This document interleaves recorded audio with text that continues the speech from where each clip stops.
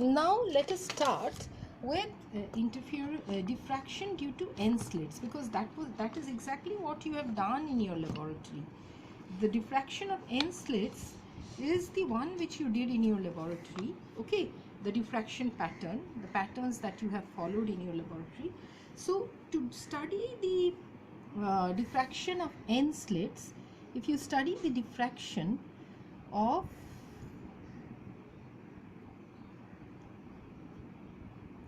N slits, then, well, according to the results of the Fraunhofer diffraction of single slit of width A, what is it that we have studied? That the wavelets proceeding from all points in the slit along a direction theta are equivalent to a single wave of amplitude A, which is equal to A0 sine of alpha by alpha, isn't it? Starting from the middle point of the slit. We have seen that vector addition of the wavelets coming from the single slit. Now the phase difference between the two rays alpha, we have got from the two extreme ends of the slits. If you remember, we had 2 alpha is equal to 2 pi by lambda A sine of theta. If you just refer to, you will see, or alpha will be equal to pi by lambda A sine of theta. Okay, pi by lambda A sine of theta. All right. Now, if we consider two slits, suppose we have two slits to start with, then the corresponding interference phase difference that we had studied just now for double slits, it's 2 pi by lambda A plus B sine of theta, isn't it? So beta is equal to pi by lambda A plus B sine of theta, isn't it? So you see, therefore, all right, so now if we now generalize to N slits for N number of slits, generalizing to N number of slits, what happens? The amplitude of N vibration, if you just recollect what we did for single slit, so for N slits, the amplitude, just make a projection of what you have learned for single slit to what you are doing in N slits. Now, as if the waves are coming from N points of the slits, then, well, to find the amplitude of N vibration in direction theta, each of amplitude A0 sine of alpha by alpha, but the phase will keep on increasing by arithmetical progression. If you remember, D, 2D, 3D, 4D, that's what we did for single slit, isn't it? The common phase difference between the two slits due to interference being 2 beta, well, it is 2 pi by lambda A plus B sine theta, isn't it? So you can, by vector addition of amplitudes, which we did for single slits, for N slits, using the concept of vector addition of amplitudes that we did for single slit. Okay, using the concept of the vector addition of amplitude that we did for single slit, what do we get? R is equal to, okay, A sine of ND by 2. If you remember, for single slit it was small n d by 2 divided by sine of d by 2. Now we are taking actually the vector addition from each and every slits. Okay, So let us now make a mapping of what is D. D is actually equal to 2 pi by lambda, because now we are taking the corresponding wavelets from each and every slit.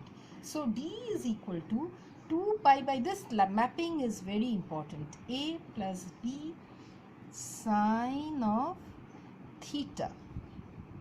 Okay, and A is equal to A0 sine of alpha by alpha. Okay, all right.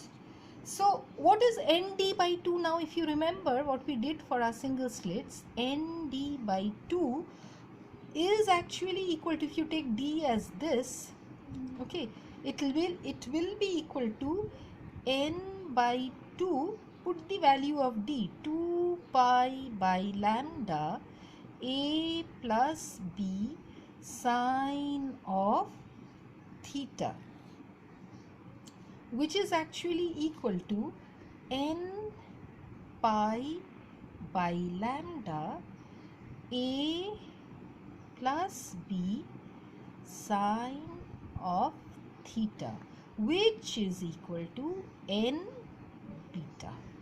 Okay, since what is beta? Because beta is equal to pi by lambda A plus B sine of theta. So what do we get for the resultant R? The resultant R will be equal to A sine of N D by 2, okay, divided by sine of, so you keep A over here, A sine of ND by 2 divided by sine of D by 2, which is equal to A0 sine of alpha by alpha into sine of N beta by sine of beta. So you see, slowly the expression for the N slits is actually coming out. If this is your resultant, then your intensity I will be equal to R square. So that is equal to A0 square sine square alpha by alpha square, okay, into sine square N beta by sine square beta. Okay, so this equation actually gives you the distribution of intensity for finite number of beams with equal amplitudes and phases, which are increasing in arithmetical progression. Okay, so to repeat, let me write down, because I will need it now, the intensity term. All right, so writing down the intensity term, what is it? I equal to R square, which is equal to A0 square sine square alpha by alpha square into sine square N beta by sine square beta. Okay, so you see, this actually gives us the intensity distribution in the diffraction pattern. The intensity distribution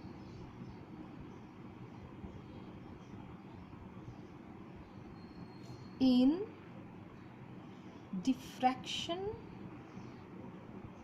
pattern. Okay, this term gives us the intensity distribution in the diffraction pattern of a single slit, if you remember. All right, and this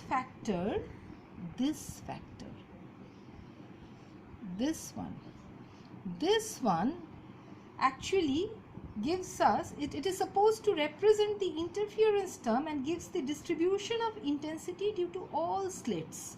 So this is the corresponding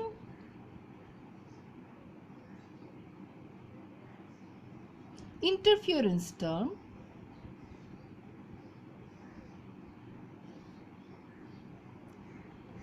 giving the intensity distribution, providing the intensity distribution